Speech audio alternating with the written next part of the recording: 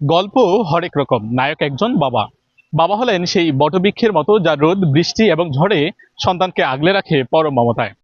বাবা শাশ্বত চির আপন। ভাষাভেদে স্থান বদলায়, শব্দ বদলায়, কখনো আবার উচ্চারণও, তবেই বদলায় না রক্তের টান। বাবার প্রতি সন্তানদের ভালোবাসা চিরন্তন, প্রতিনিয়তই ঘটছে।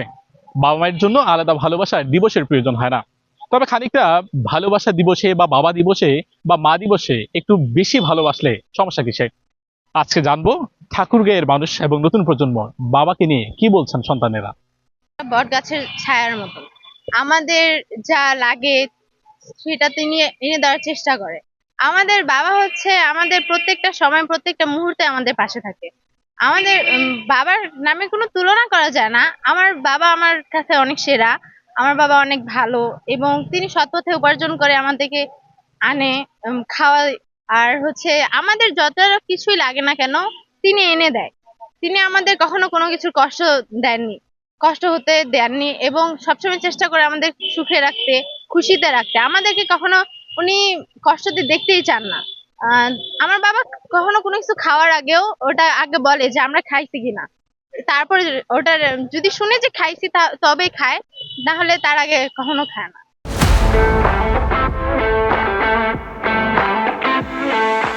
আর আমার আমার বাবার নামে কোনো তুলনা হয় না। আমার বাবাকে আমি অনেক ভালোবাসি।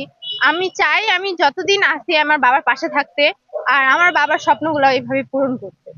বাবাকে নিয়ে তো অনেক কিছুই বলার থাকে, কিন্তু বাবাকে তো সরাসরি কখনো বলতে পারিনি যে বাবা আমি তোমাকে খুব ভালোবাসি। কিন্তু বাবাকে তো আমার জীবনের থেকেও বেশি আমি ভালোবাসি। আসলে সবসময় খালি দোয়া করি যে আমার পিছনে আমার বাবার যতগুলো ঘামের ফোঁটা ঝরে গেছে তা জান্নাতে একটি নহর হয়ে গড়ে উঠুক আমার বাবার জন্য। আর আব্বু এভাবে যেভাবে আমার পিছনে সময় ব্যয় করছে, টাকা পয়সা শ্রম সবকিছু ব্যয় করছে, আসলে জীবনে ওই মানুষটাকে যে আমি কিছু দিতে পারবো কিনা আদৌ, ততদিন পর্যন্ত আব্বু হায়াতে, যদি হায়াতে তো এইভাবে আল্লাহ দান করে, তো উনি মানে যতটুকু আমার সাফল্য যদি উনি দেখতে পারে তাহলে আমি নিজেকে অনেক গর্বিত মনে করবো। এতটুকু। আমার কাছে বাবা মা উভয়ই সমান। বাবা দিবস কিংবা মা দিবস বলতে গেলে বাবা মা দুটোই উভয়ই আমার কাছে একই একই গুরুত্বপূর্ণ। বাবা যতটা গুরুত্বপূর্ণ মাও ততটা গুরুত্বপূর্ণ, তাই না? বাবাকে নিয়ে বাবাকে নিয়ে অবশ্যই এক্সট্রা অনুভূতি আছে।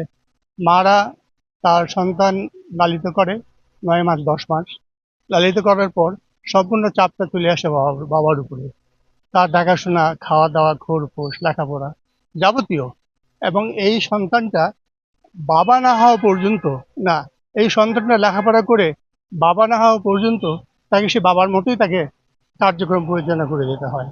এইভাবে আমরা পর্যায়ক্রমে বাবা হয়ে চলে আসছি। ভালোবাসো কিনা আপনার বাবা দিবস আজকে, কি বলতে চাও হ্যাঁ, বাবাকে? আমি আমার আব্বুকে খুব ভালোবাসি। কারণ আমার আব্বু ছোট থেকে শুরু করে এই মুহূর্ত পর্যন্ত আমি যত কিছু চাইছি আমার সব দিচ্ছে। এবং আমি চাই আমার আব্বু যেন আহ, এক জীবনে একজন ভালো মানুষ হিসেবে এবং সবার কাছে একজন ভালো মানুষ হিসেবে তাকে যেন সবাই মানে ভালোবাসে, বা তার যেন স্মরণ করে একসাথে দেয় যে যে একজন ভালো মানুষ হিসেবে বা এরকম।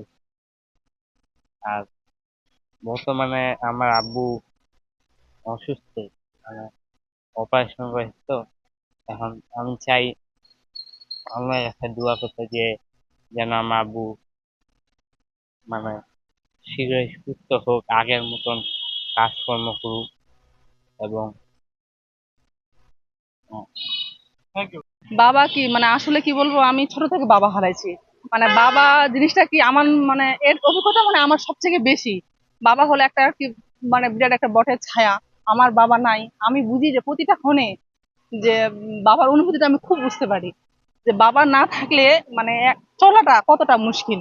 যেমন মায়ের দরকার, সাথে সাথে বাবারও খুব দরকার। এইটুকুই আর কি। আমি কিছু